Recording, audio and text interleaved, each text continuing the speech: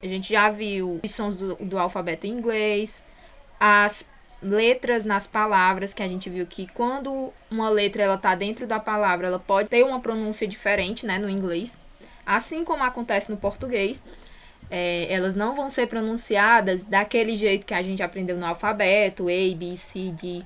Elas vão sofrer algumas alterações na hora da pronúncia, justamente porque ela vai se juntar com as outras letrinhas, e o som de uma letra influencia no som da outra, na hora que a gente vai pronunciar uma palavra.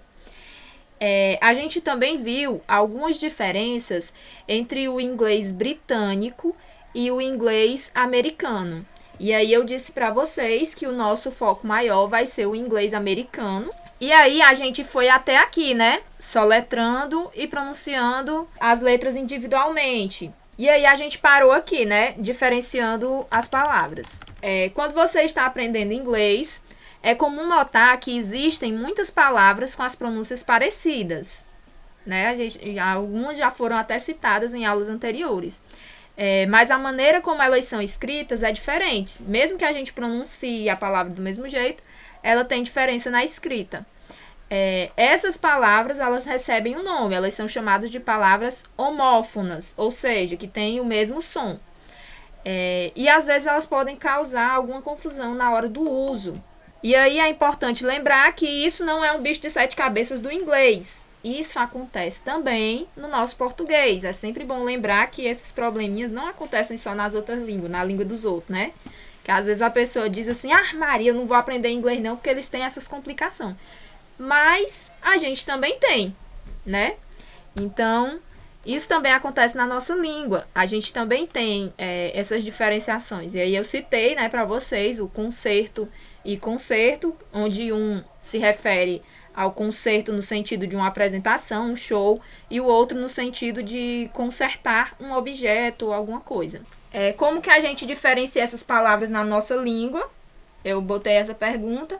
E aí, a coisa que a gente faz para diferenciar as palavras é prestar atenção no contexto onde elas estão inseridas. Eu não vou imaginar que uma pessoa está falando, você levou a bicicleta no concerto, eu não vou imaginar que a pessoa está me perguntando se eu levei a bicicleta num show. Eu vou imaginar logo que ela está me perguntando se eu consertei a bicicleta, né? Enfim, vamos trazer para cá. Na hora de diferenciar as palavras é importante prestar atenção no contexto. E aí eu cheguei a citar esse exemplo aqui, né, do be, que é o verbo ser, e o be no sentido de abelha. A pronúncia é muito semelhante. Então, existe um prolongamento um pouquinho aqui na palavra be com relação à abelha. A diferenciação ela vai acontecer dentro do contexto. Por exemplo, eu não vou dizer que I want to be an actor one day. Eu não vou dizer quero abelha, um ator um dia. Quando eu vejo isso, eu automaticamente percebo que não faz sentido. Então, eu vou saber que esse be que está sendo citado aqui, ele se refere ao sentido do verbo ser. Então, eu quero ser um ator um dia. There is a bee inside my bedroom. Há uma abelha dentro do meu quarto. Tem uma abelha dentro do meu quarto. Quando eu digo isso, automaticamente pelo contexto, a pessoa vai imaginar, ela deve estar falando de uma abelha. Porque não faria sentido o be ali no sentido de ser. Se ser aqui é no sentido do verbo ser ou estar, né? Quando você diz eu sou, eu estou, você está, é utilizado esse verbo be, né? Que no caso é o to be. Mas depois a gente vai explicar melhor essa parte aí do be. Aí tem aqui também uma outra coisa, que é o tree de árvore e o tree de três. Meu Deus do céu, vai errar bem facinho. É bem facinho. Assim, existe uma diferenciação, porque quando a gente tem esse TH, geralmente a gente pronuncia com a língua entre dentes. Então, você vai colocar a língua entre os dentes para fazer a pronúncia. Mas já a gente vai falar sobre o TH. Também tem a palavra break, né? Esse A, ele tem som de A mesmo, break. E aqui também tem o break. Também tem o for no sentido de para. Quando eu digo for you, né? Para você. ou no sentido de 4. Também a pronúncia é parecida. For. Acaba ficando muito semelhante na hora que você pronuncia. Então, você também tem que pensar, na hora que a pessoa pronuncia, o que faz mais sentido dentro da frase. Você vai ter que olhar o restante da frase. Se tiver escrito, é mais fácil de você perceber, porque a escrita é diferente. Mas quando a pessoa está pronunciando, está falando, aí você vai ter que prestar atenção nas outras palavras da frase para que você entenda realmente o que está sendo dito. Aí tem o lose no sentido de perder, e esse outro lose que é com 2 Os, só diferencia os 2 Os. E é no sentido de largo. Se você pronunciar rápido, o som delas sai exatamente igual.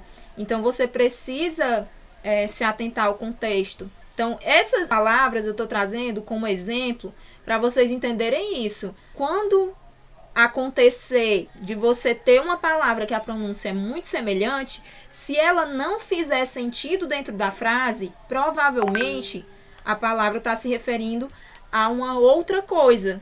Ela tem uma pronúncia semelhante, mas é uma palavra diferente. Então você vai ou buscar saber se existe outra palavra, pensar, né, lembrar se existe outra palavra que a pronúncia é parecida, ou então você vai observar o contexto e tentar entender por meio das outras palavras da frase. Também tem o peace, né, no sentido de pedaço e no sentido de paz. Durante muito tempo tem aquele anime One Piece, né? Conheço. Que esse... O anime mais longo do mundo. Exatamente. Esse anime, ele é esse piece aqui, né? Piece. De pedaço. E eu sempre achei, durante anos da minha vida, que era piece de paz. Essa palavra aqui, meat, M-E-A-T. Essa palavra meat aqui, ela significa carne. Mas existe uma outra palavra, que no caso é a que a gente usa na expressão Google Meet, né? Que é encontrar, que também pode ser utilizada como reunião.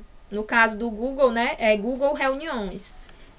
Week, no sentido de fraco, e week no sentido de semana. A gente já viu os weekdays, né? Que são os dias da semana, a gente já estudou.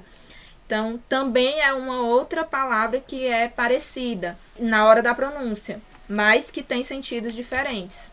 E aí tem esse clique aqui no slide, que ele leva vocês para uma página onde tem exemplos de contextos de cada palavra dessas, certo? Foi de lá onde eu tirei esses exemplos.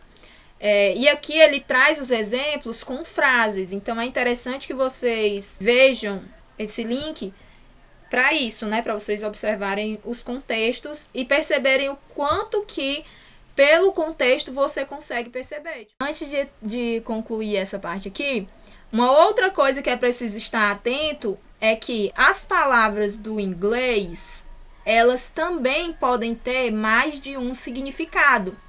Então, pode ser que em um momento eu utilize a palavra meet no sentido de encontrar. Mas pode ser que em algum momento eu utilize I have a meet, eu tenho uma reunião, que já seria um exemplo. A palavra meet, ela tanto pode significar encontrar, quanto ela pode significar reunião. E aí você tem 2 sentidos, 2 significados para uma palavra. O que também acontece no português, né? A gente também tem palavras no português que a gente utiliza em mais de um contexto, com significados diferentes. Agora vamos falar aqui sobre os sons do TH, que é uma outra problemática aí do inglês.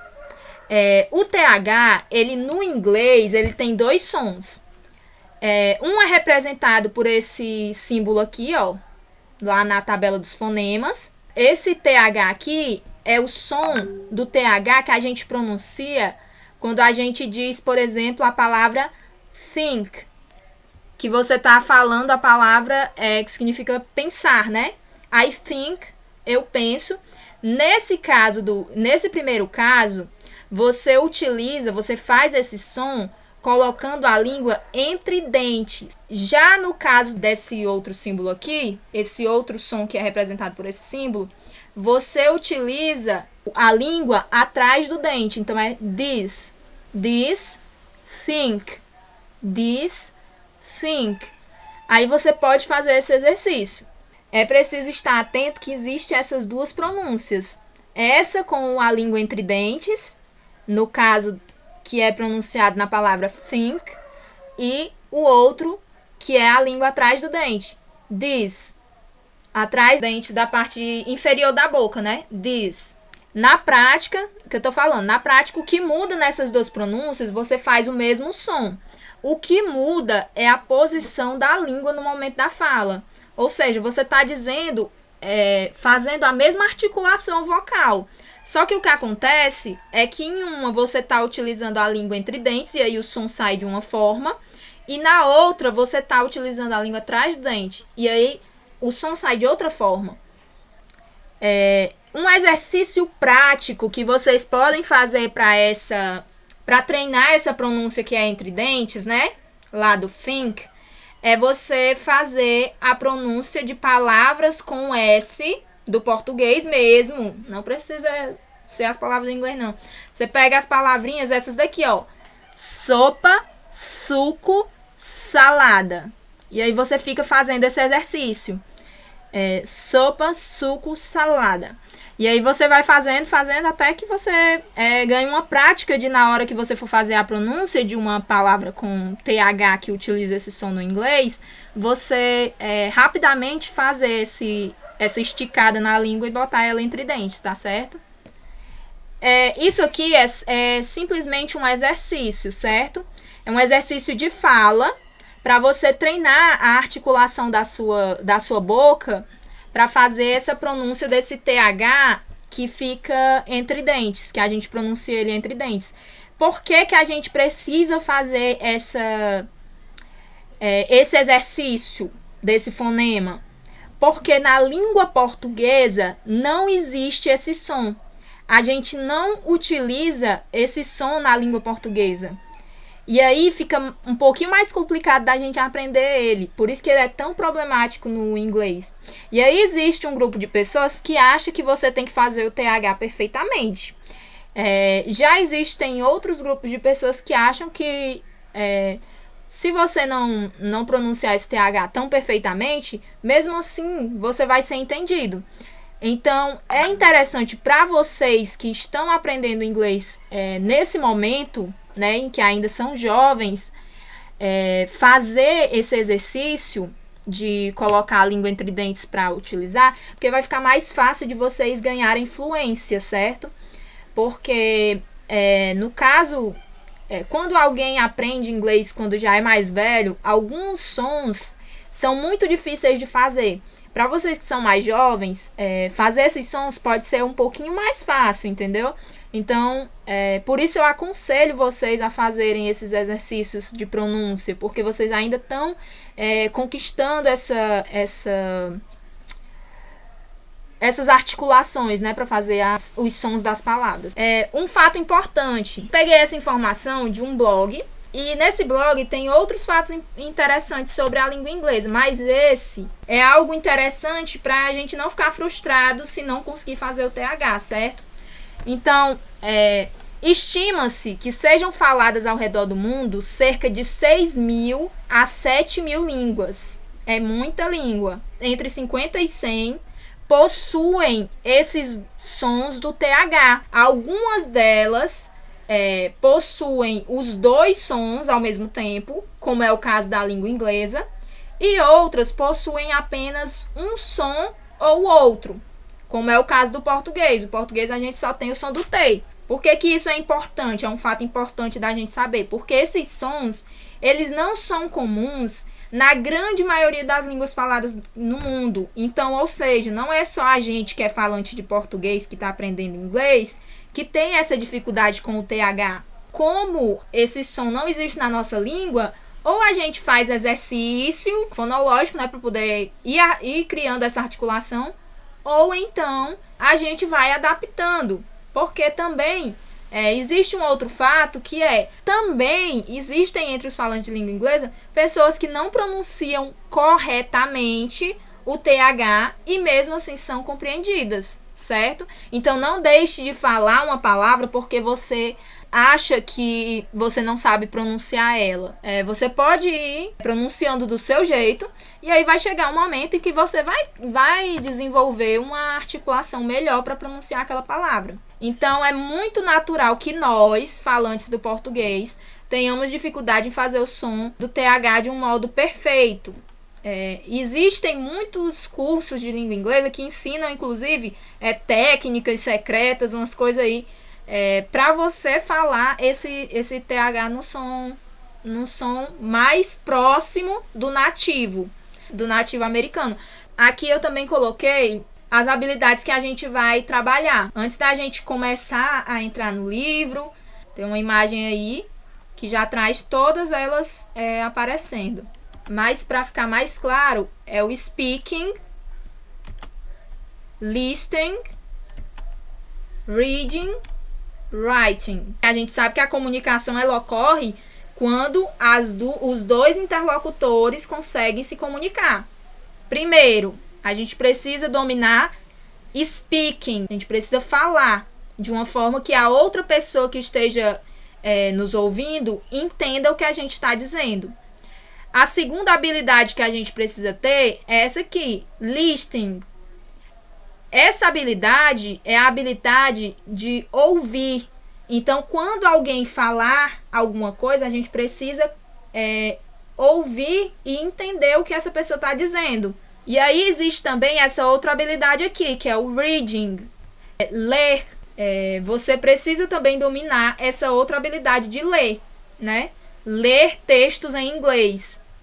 E por fim, writing, escrever textos em inglês.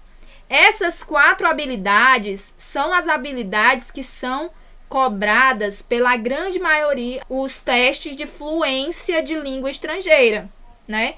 Então, quando você vai aprender uma língua, você precisa dominar esses campos aqui da língua para poder se comunicar mesmo, para provar que você é capaz de se comunicar naquela língua, certo? Aí, ó, pessoal, todas essas habilidades, entre elas, existe essa habilidade principal, né?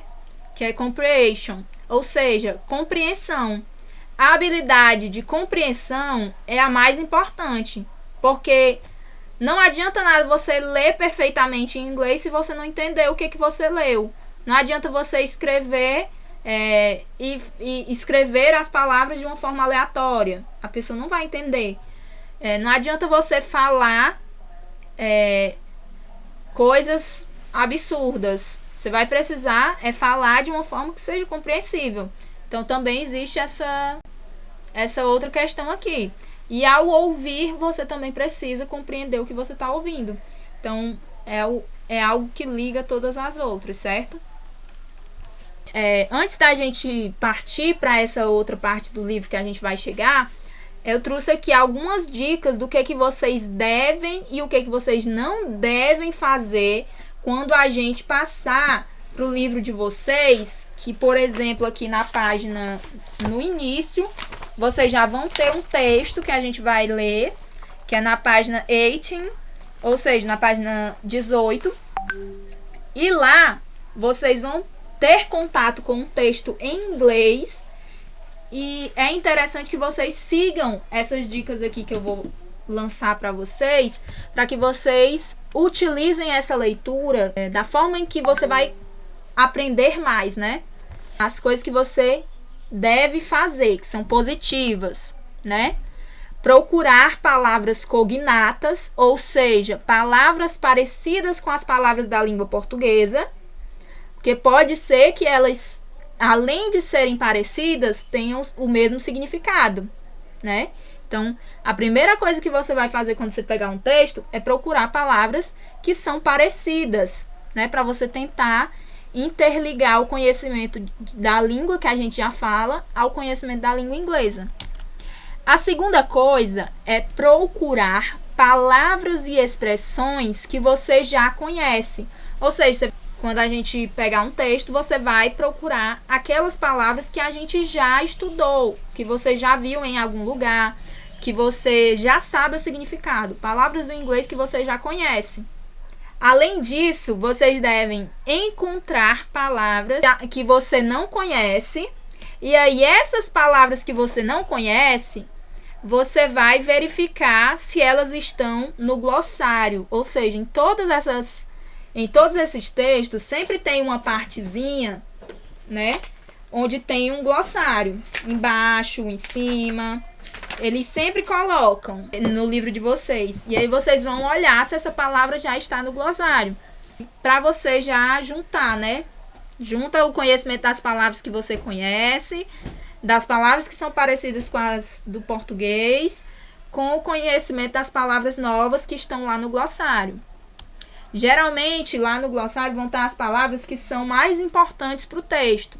E aí você vai, por fim, pesquisar aquelas palavras que você não conhece e que você percebeu, lá pelo que você já tentou ler, que elas têm uma importância dentro do texto. Por quê? Porque existem palavras que você pode deduzir depois que você já tiver conhecimento de grande parte das palavras do texto, certo? Eu tenho, eu tenho bastante conhecimento pelo inglês e eu deduzo algumas palavras. Exatamente, isso é porque você já está aprendendo.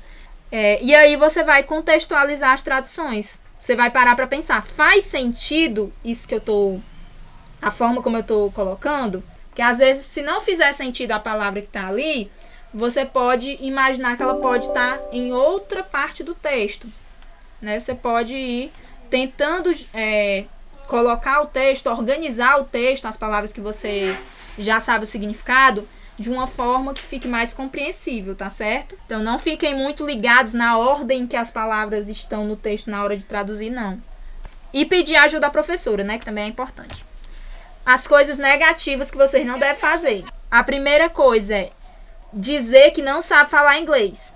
Pense numa coisa negativa que atrapalha. É você dizer que não sabe. Você diz assim, ó, eu estou aprendendo inglês. Não é que você não sabe. A segunda coisa, correr para o Google Tradutor. Não faça isso. Que é pegar o texto lá e jogar lá no Google Tradutor. Não faça isso. Usar a tradução por fotografia. Não façam isso, gente. A partir do momento em que você usa aquela tradução por fotografia, você não está aprendendo nada. Você só está botando lá, bota assim o celular mesmo traduz e aí você só copia. E outra coisa é traduzir palavra por palavra. Não façam isso, por favor. Tentem ao máximo deduzir o significado das palavras quando vocês forem pegar um texto em inglês, tá certo?